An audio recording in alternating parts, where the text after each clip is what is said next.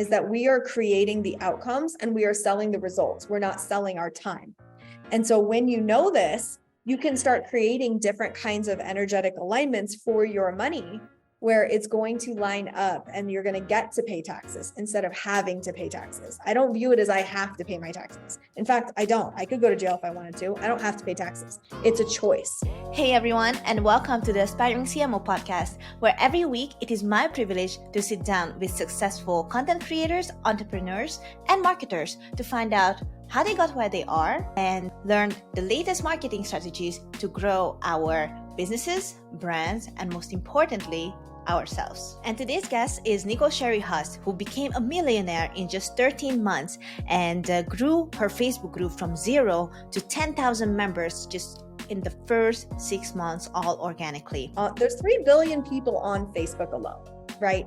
And so how many people do you actually need in your audience to make millions of dollars? Like not that many, right? We talked about forming KickASS offers, building a strong fan base, the main differences between the entrepreneur and 9-to-5 mindset, and I've also picked her brain on whether it is better to take a corporate route or a freelance life when you're in your 20s. I did not forget to ask her a lot about the meaning of money. At some point, you're going to make enough money where it's not going to change your life today, right? I mean, I made $350,000 last month. So I made $33,000 yesterday. So it's like another $10,000 isn't going to change my life. Nicole always encourages us to be unapologetically ourselves and left invaluable advice for people in their 20s and 30s who want to achieve their dreams. Stay tuned for the end of this episode so you can receive Nicole's gift only for ACMO listeners. So let's get started. I'm Nicole Cherie Hesse. I'm a 7-figure client attraction coach. And I have a podcast called Real Unicorns Don't Wear Pants. I met you during the SEO spring training in Arizona, and I was like blown away how awesome you are. And yet you kept it extremely low-key, although your speech was amazing. And I just wanted to share with the audience how great you are and how awesome you are and how mind-blowing you are. I just want to give an intro to that. Like I met you and you gave me a badge and it was a QR code. And I was like, okay, this is an interesting way to introduce yourself.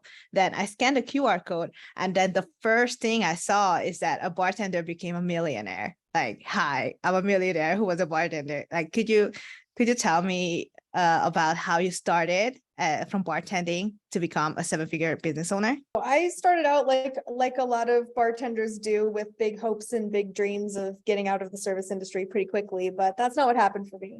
I actually really loved bartending. I was really great at it. I was the president of the Bartenders Guild for 7 years, and I became a bar consultant at 24 and was working with million and billion dollar companies to scale their businesses and get their revenue up, right? And at some point in that bartending journey, I decided to stop drinking. And when I stopped drinking, everything in my life started to like magically change. And one of the things that changed very quickly was that I got fired. Oh my goodness. Yeah. I got fired from both of the jobs that I was working at the time. And that's actually how this all happened, is that I was fired and I was trying to figure out what I was going to do next. And so I fell into a Facebook funnel long before I knew what a Facebook funnel was. And I ended up buying a Facebook ads program that was going to teach you how to do Facebook ads. And I was like, well, maybe I can make some money doing this.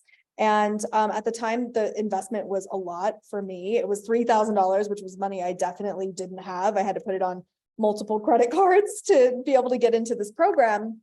And it turns out that I was really, really bad at Facebook ads. I just wasn't good at it. But in the process of being bad at Facebook ads, what I learned was that I was really good at getting clients. And so the coach inside of that program pulled me aside and he said, hey, I'm seeing you kind of not be good at Facebook ads, but you're really good at getting clients. So how are you getting all these clients? And I showed him my process of what I was doing on social media in order to attract all of these different business owners to come and pay me $2,000 a month to run Facebook ads when I wasn't even good at it.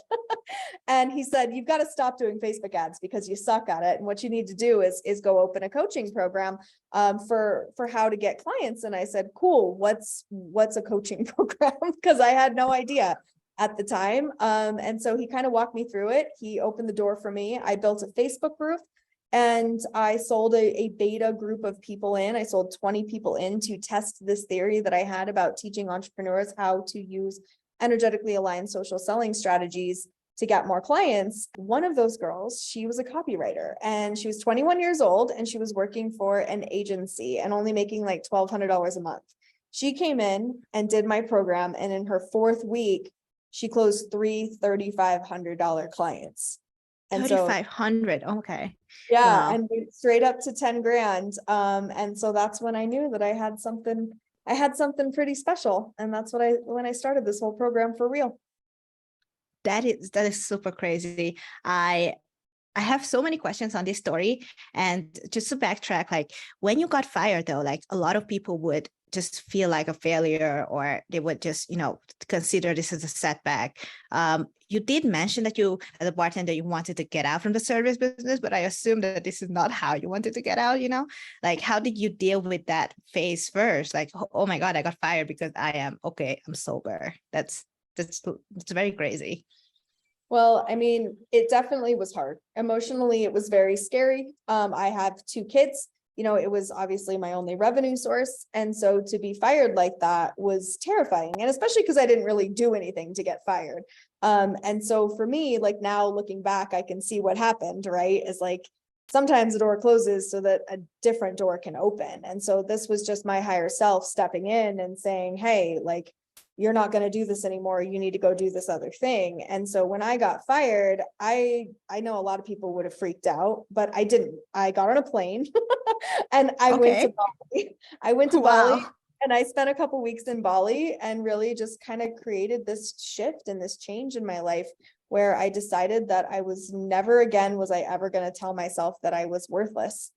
And I had this incredible experience at one of the water temples in Bali, and I just came back a whole new person, And that is incredibly inspiring. And I don't know, you're so courageous, because all those steps, like, first of all, accepting that something awful happened despite you doing it.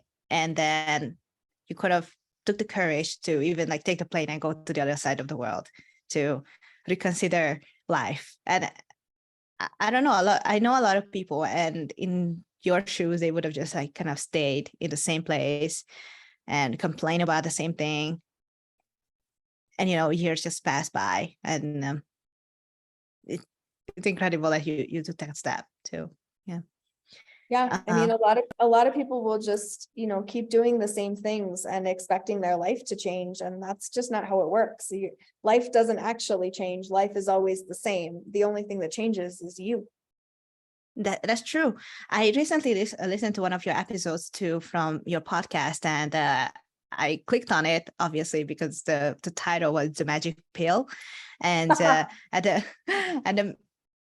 in times of adversity like that, you would think like, oh, maybe just like a quick fix would change everything, like a new partner, a new house, a new whatever, or like a new job that is kind of the same that I used to do, but still the same. And for a generation like mine, like a Gen Z generation, where we consume info so fast, so basically everything is like laid out to us really quickly.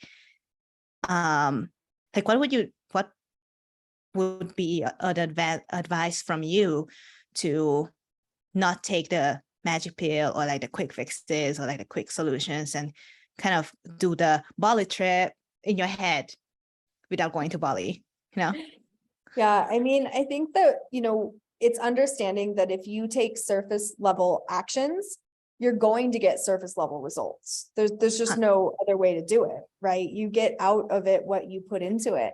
And so if you want a big life-changing experience, that's going to require, a decent amount of transformation. And so, you might be tempted to just like cut your hair, right?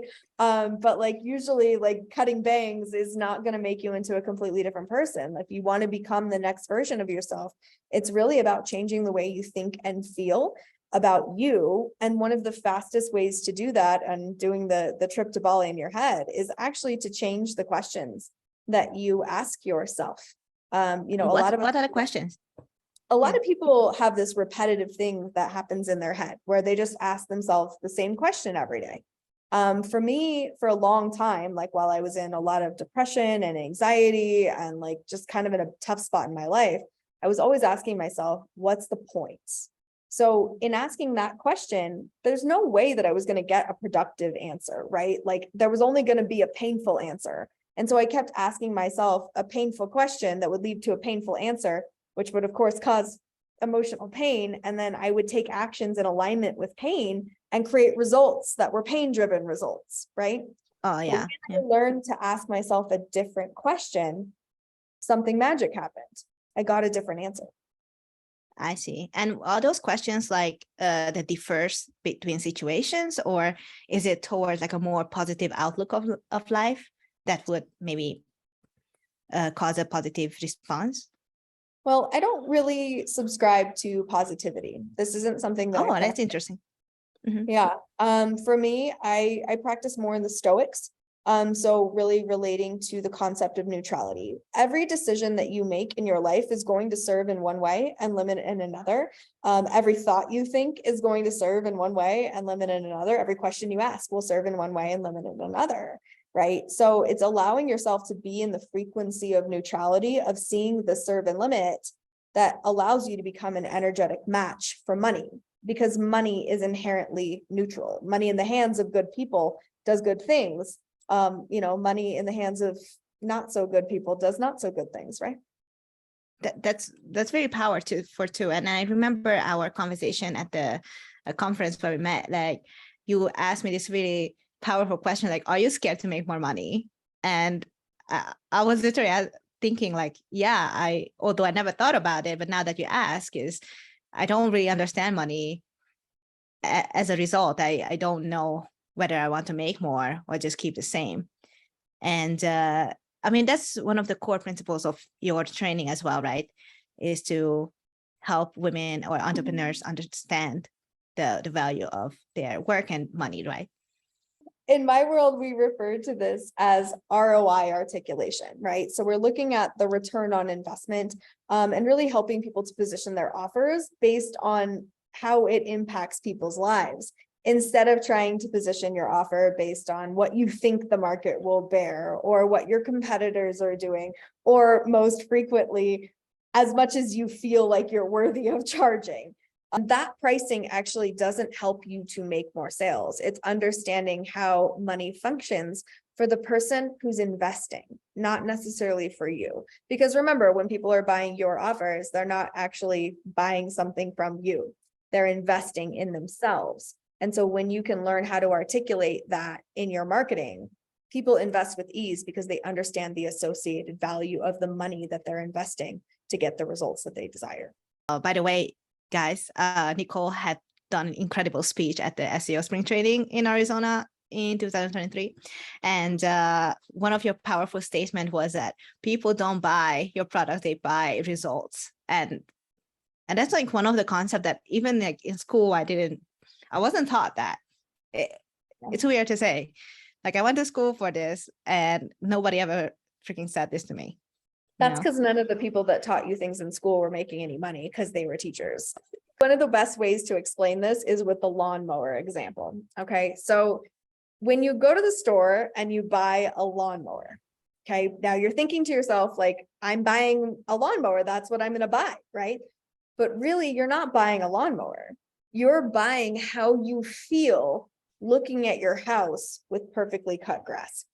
Okay. Nice, and that usually for most people, it doesn't stop there. You're buying how you feel looking at your house with perfectly cut grass in relation to that it's better than your neighbors. So most people are buying a lawnmower to be better than their neighbors. So what you're really selling when you're selling a lawnmower is status. You're not selling a machine that cuts grass. You're selling status.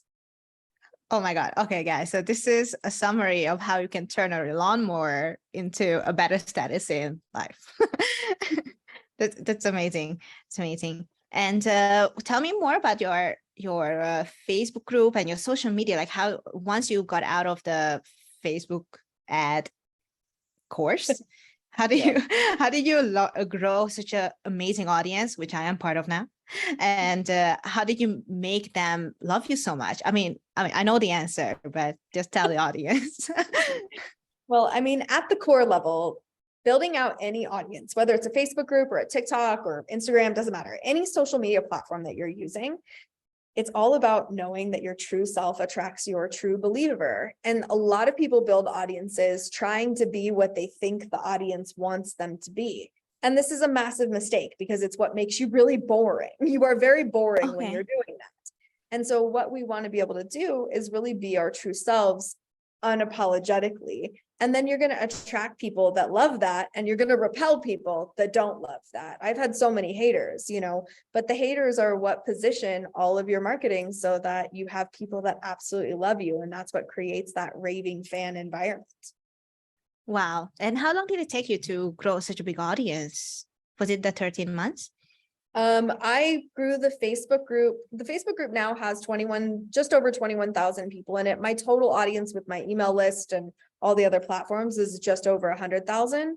Wow. But I grew the Facebook group to 10,000 people in the first 6 months. In the first 6 months. Okay. Wow. And to get more down into the micro steps, like if somebody was looking into changing their way of growing an audience, like what are the tips, or like what are the mistakes that you want to highlight when growing this, other than, like keeping your authentic self it differs to many people. A lot of people in the SEO industry, for example, they are so shy. And if they were just their authentic selves, they would be just like robots and typing maybe numbers. And that's exactly what they should do so that they can attract other people who are shy and wanting to be robots, right? Like instead of trying to be something that you're not, it's just really just owning who you are, because if you're not the only person in the world that's like that, right? There's 3 billion people there's 3 billion people on Facebook alone, right?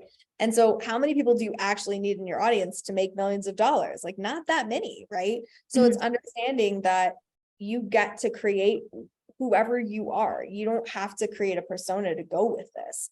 That's really going to help this. One of the things that I feel like people make a big mistake with when they're building Facebook groups is that they're just trying to get as many people into the Facebook group as possible, instead of focusing on monetization.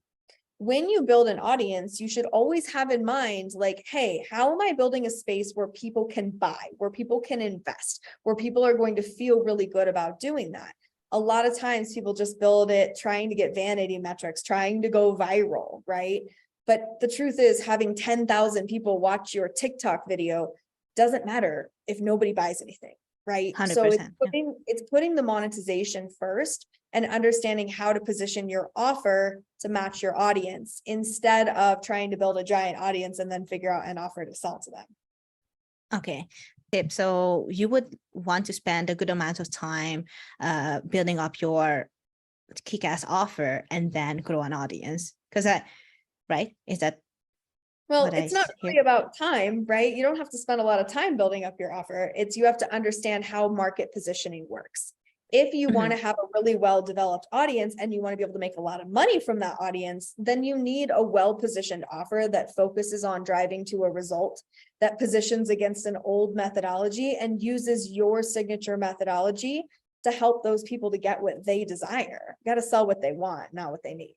A lot of times people really mistake the two, like what they need versus what they want. And yeah, I see a lot of people struggling with that. Like, hey, I think you need this thing, therefore buy from me. And then obviously that repels a lot of people immediately. Yeah, I see this all the time, is that people try and sell what people need, and then they're surprised when nobody will buy it. But people don't ever buy what they need. They only buy what they desire. I see. Yeah.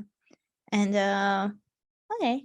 Oh, yes. I remember this one when we were talking about in a conference. So if you were 20, I don't know, 24, 22 again, and you were trying to build this massive business, what would the number one thing that they should do, or you would do? I would get more life experience.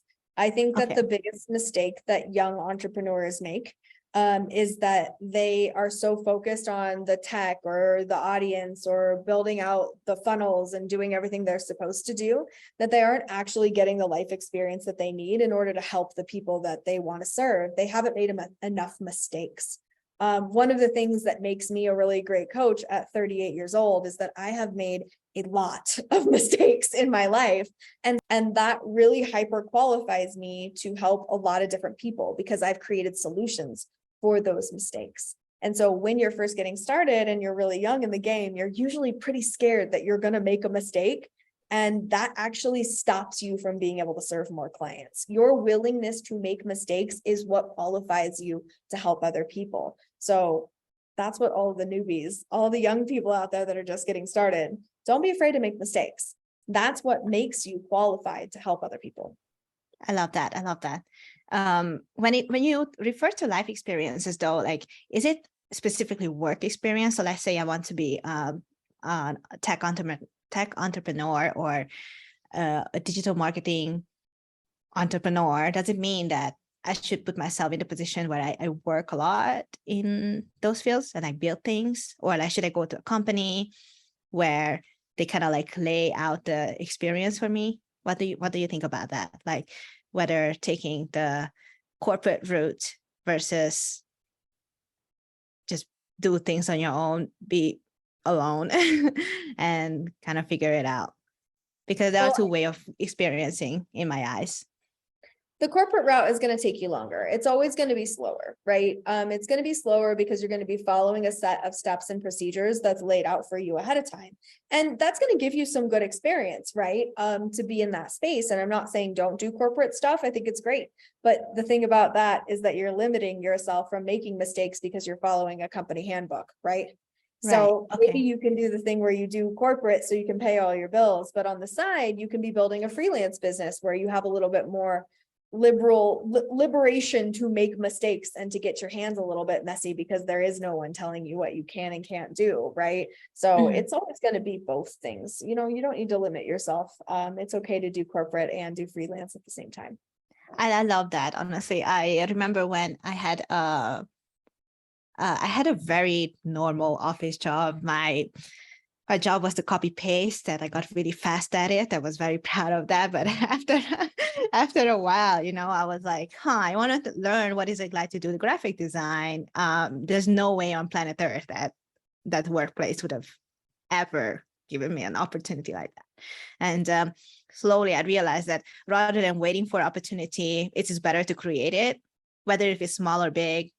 And but again, because of the money and the whole status thing had got into my head, and I think a lot of people's head, that's when they think like, oh, should I take like a higher salary rather than just like get my hand messy with like smaller projects here and there, you know? Yeah, it's better to get your hands dirty so that you can learn things a little bit faster, right? That's true. And I remember you mentioned very important life skills that 20-somethings should learn, and unfortunately we don't get that in school. Could you tell us what are those life skills in your opinion? I mean, I think that the first thing that anybody should be learning, and I wish that we learned it sooner, but is to truly learn how to feel your feelings and be able to soothe those feelings without using distractions, without using booze or a guy to quell that for you. It's being able to self-soothe and emotionally regulate. If you are the kind of person that can emotionally regulate out of any situation, you're going to be able to make mistakes. You're going to be able to put yourself into uncomfortable situations.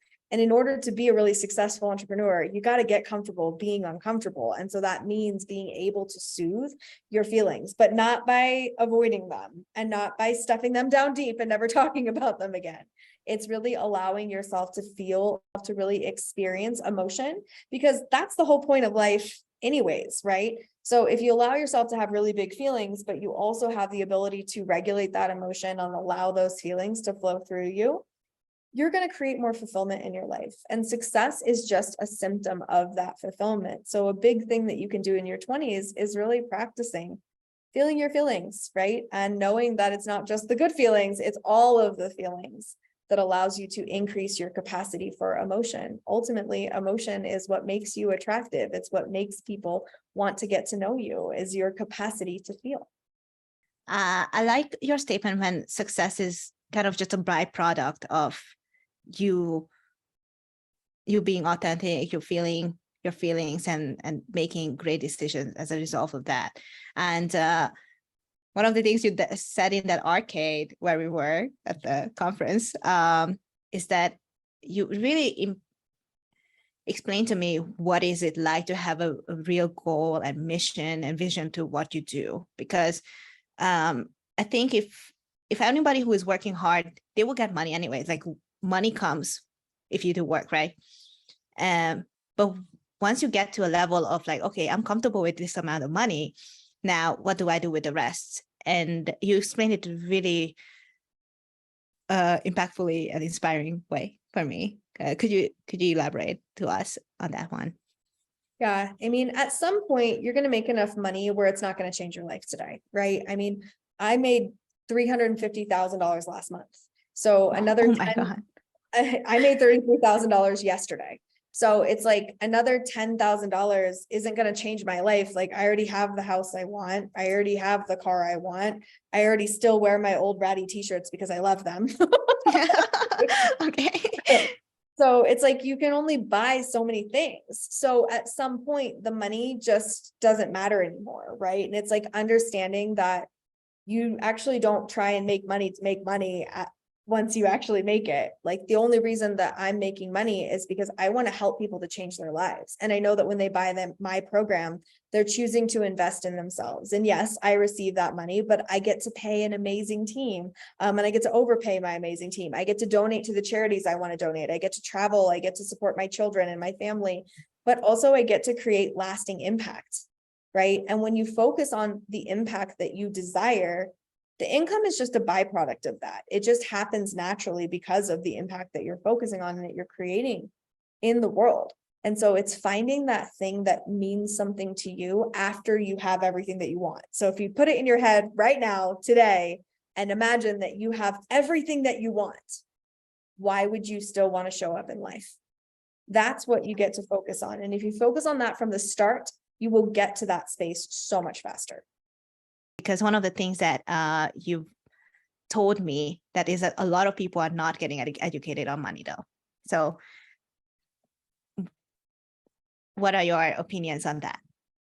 I think that understanding financial literacy and really getting to the point of understanding the difference between entrepreneurial financial literacy and 9-to-5 financial literacy, because they're two different things. And so if you're trying to apply your 9-to-5 mindset to the entrepreneurial world, you're going to struggle with that because it's just not how it works, right? Because in entrepreneur land, we don't trade time for money.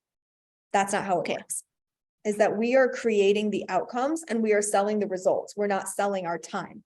And so when you know this, you can start creating different kinds of energetic alignments for your money where it's going to line up and you're going to get to pay taxes instead of having to pay taxes. I don't view it as I have to pay my taxes. In fact, I don't. I could go to jail if I wanted to. I don't have to pay taxes. It's a choice, right?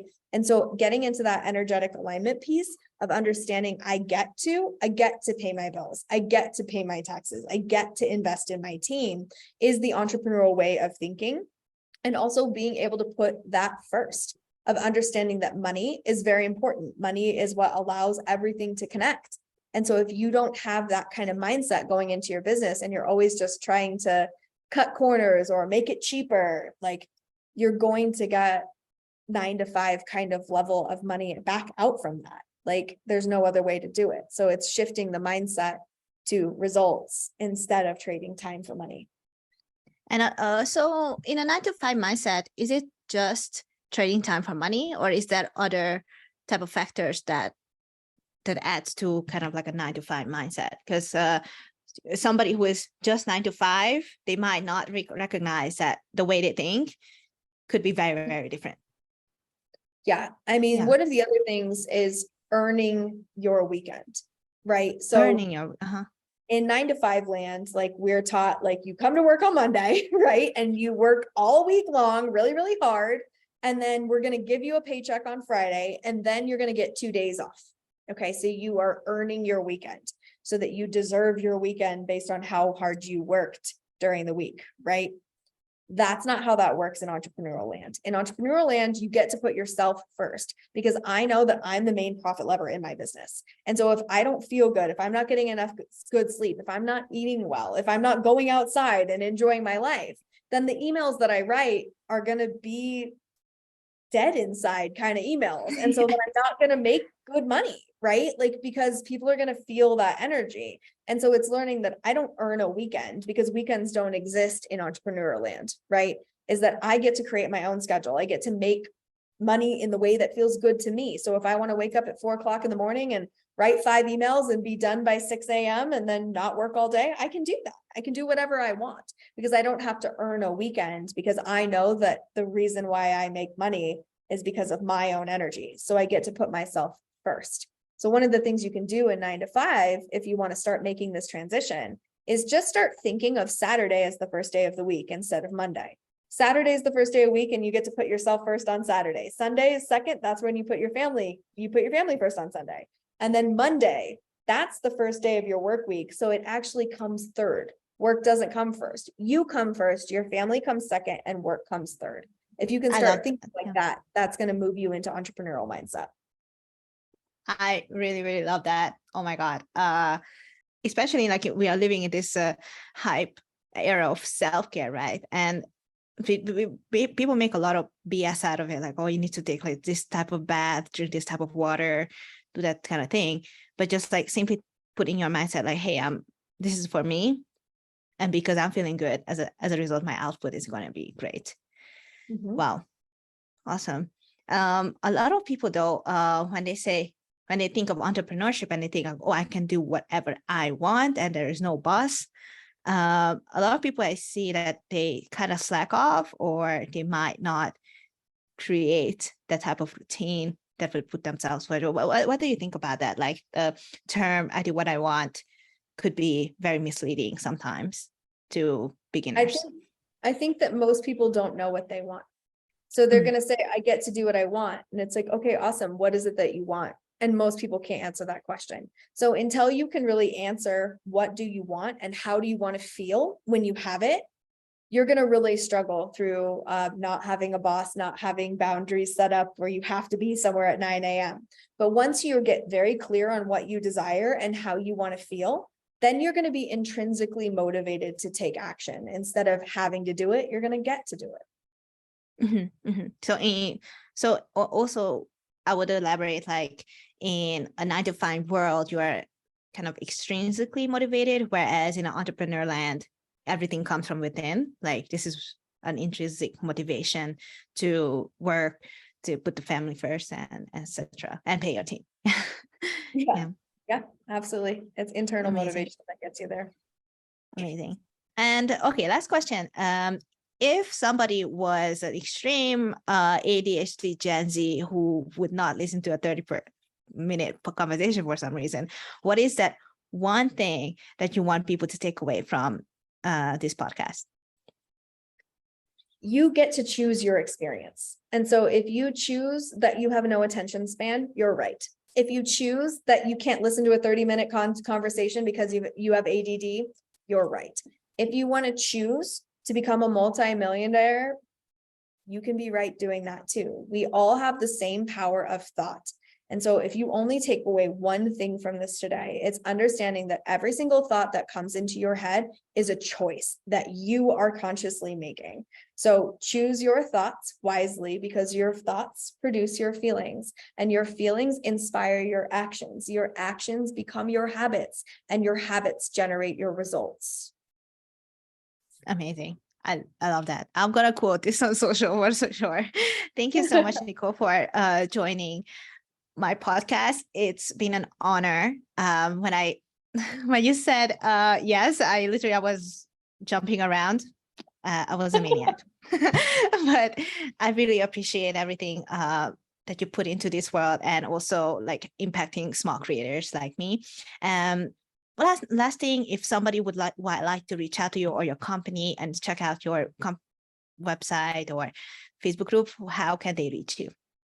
You guys can join the Facebook group. It's called Unicorn Client Attraction Secrets for High Vibe Wonder Women. And in my world, Wonder Woman is a mindset, not a gender bias. So all are welcome. And in addition, I have a nice little free gift for your audience today. So if you guys go to www.nonstopnotifications.com, you will receive access to my 100 wonderful ways to get more and better clients, which will help you get started in the client attraction journey.